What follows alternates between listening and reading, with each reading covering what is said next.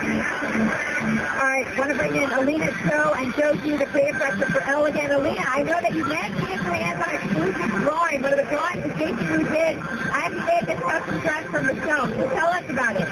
And first of all, I have to tell you, it just took my breath away, this choice of Jason Wu for Michelle Obama to choose Jason Wu again for this important moment in history. Wow, what a shock to the fashion world. That is your very first look at the sketch that Jason Wu made of Michelle Obama's inaugural gown.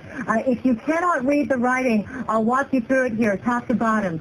Gold embellished ring. As we've heard and seen from the notes, this was a diamond handmade ring by jewelry designer Kimberly McDonald, obviously used for the gown there right at the top at the halter portion.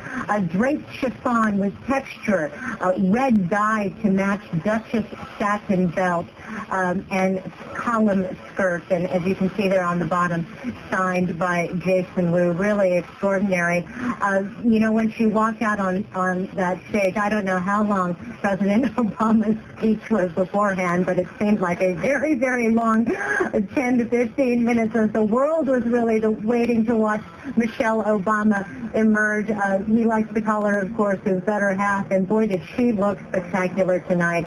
This was a gown that was a mix of chiffon and velvet, keeping in line really with the types of styles that she likes to wear for these occasions. Fitted at the waist, obviously bearing those famous First Lady arms, and a halter design which she has worn before, most notably in London, in a beautiful white gown similar in style that I believe was designed by Tom Ford.